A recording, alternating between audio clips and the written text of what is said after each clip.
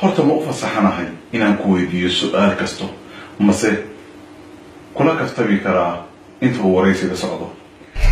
waad u fasaxan tahay waadna ila kaftami kartaa balse markii aad aragto in indhahayga iftiin buluug ah ay ka soo baxayso su'aalaha iga jooji waayo waa astaanta aad ku garan doontid in aad dhibsanayo waxaad i weydiinayso haddii marka aan xanaaqo aad acuud bilaysato dib dambe isuma arki doono. السلام عليكم ورحمة الله وبركاته. كلنتو عن وناسن داود يلي لهانتين مال والبوات جوبتان كنا سودوا هذا ورئيسي قبل دي جينيغا هاي ريما قيبتي سكوات. ريما هو قبر جيني أو صوماليات كنا نول حتى اللي ذو إدقمد عبد العزيز قبل كبنادر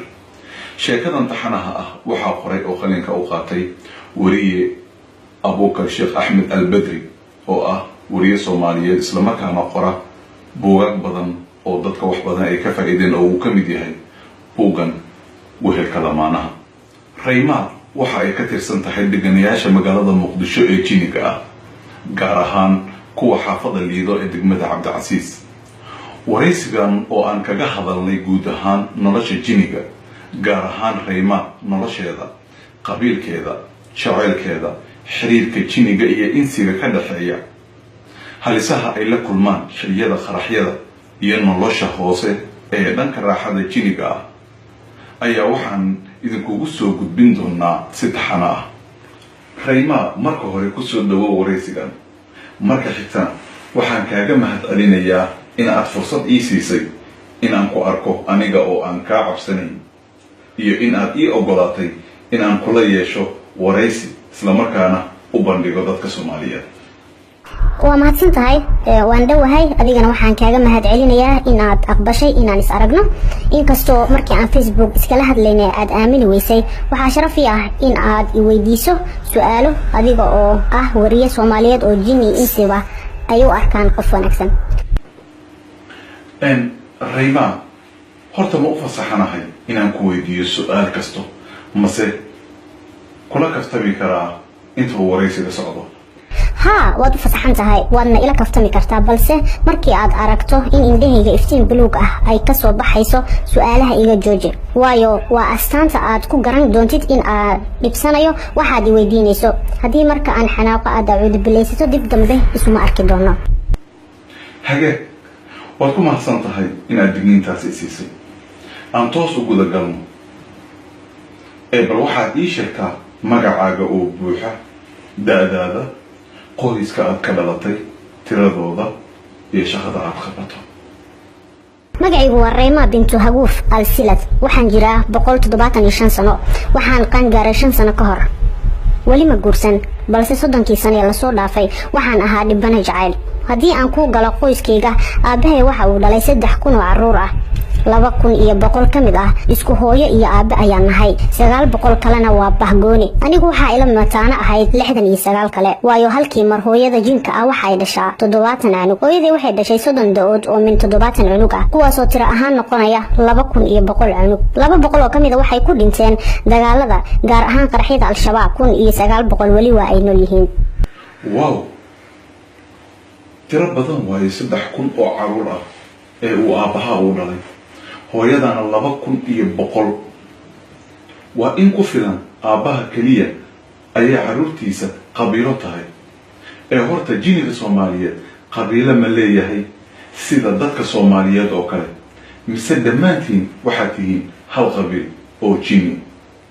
waa mahadsan tahay jiniga guud ahaan waa laba ummadood oo waaweyn oo la kala dhaho ilmo jin iyo bah ibliis kadib waxa ay u sii kala baxaan 10 qabiil 10 qabiil ee jiniga iyo ibliiska waxaa la kala dhahaa qulu hina ifriid jaan nasnas marid balis shiqi shaydaan iyo silad. faraca ibliis waxaa ku abtirsada shaydaan marid shiqi iyo qulu. faraca jinina waxaa sidoo kale iyagana ku abtirsada inta kale sida hina jaan ifriid nasnas balis iyo silad. aniga ahaan waxaan ka dhashay qabiilka silad oo ah qabiil jiniga ka mid ah ee ugu dhow dhanka insiga muuqaal ahaan iyo dhaqan ahaan waana qabiilka kaliya ee insiga ay guursan karaan haddii ay timaado inay is calfadaan. waan gartay Rayma adiga weligaa ma ka fikirtay inaad xiriir jacayl la samayso qof insi ah. nabtii kama sheekayn karo xanuunka iga soo maray jaceylka aan u qaaday nin Soomaali ah oo degan Muqdisho gaar ahaan xaafad u dhow xeebta Geelaq jawaabtan gadaal ayaan iga weydiin doontaa balse waxaan kuu sheegayaa jaceyl aan u qabay darteed xitaa waan isku dayay inaan xilliga uu xaaskiisa la joogo aan inta maskaxda ka mashquuliyo kadibna iyada jirkeeda ugu dul seexdo si uu iyada bedelkeeda aniga ila raaxaysto mushkiladdu waxa ay noqotay mar walba iyada ama isaga mid baa cuudi bilaysta aniga indho madoobaad baa markaas igu dhaca mar walba oo ay sidaas sameeyaan marar badan ayaan damaaciyay inaan isaga xoodaamaysto markay iyaga raaxadooda dhameystaan si aan taataabsigaasi nolol uga dhigto balse markii aan is iraahdo hadda ayay ku gashay umbu alxamdulillah iska soo jaraa kadibna waxaa la iga xarimaa in aan korkiisa taabto sheekadan jaceylkaagi iyo waayihii qosolka xanuunka naxdinta iyo silica lahaa ee aad soo martay waxaan u dhigan doonaa qaybta dambe ee waraysiga ee horta waxaad iiga warantaa Soomaaliya imise qabiil oo jinni ah ayaa degan jinka Soomaaliya degan waa badan yahay tiro ahaan kamana yaraa dadka Shiinaha balse Soomaaliya waxaa ku badan jinniga noociisa ugu dabeecadda iyo dhaqanka xun kuwa ugu nolosha xun iyo kuwa ugu saqajaansan waxaana sabab u ah xeebtan dheer ee dalka ku taala waayo jinniga xeebta ayuu degaa iyo meel qashin qub ah Soomaaliyana xeeb aad u dheer ayay leedahay walibana waa qashin qub meel waliba dadka Soomaalida ah way isdagaaleen dawladdiina way iska burburiyeen 27 sano ayaan maamul la'aan nahay idinka haddii aad tihiin jinka Soomaaliyeed ma sida dadka oo kale ayaa dawlad la'aan tihiin mise idinka maamul ay leedihiin maamul ayaa inoo dhisan dalkana annaga ayaa cadawga ka difaacna mooyee mar hore ayaa la qaadan lahaa jinkii dunida oo dhan baa Soomaaliya soo weeraray xeebtii buu isugu yimid meeshii aad lugta saartaba cunug jin ayaad ku istaagaysaa maalmaha jimcaha liida kumanaan caruur jinni ah ayaa ku dhamaada markii ay jinka aad u xanaaqaan ayay dhalinyarada insiga ah hadba midkood badda ku jiitaan oo dilaan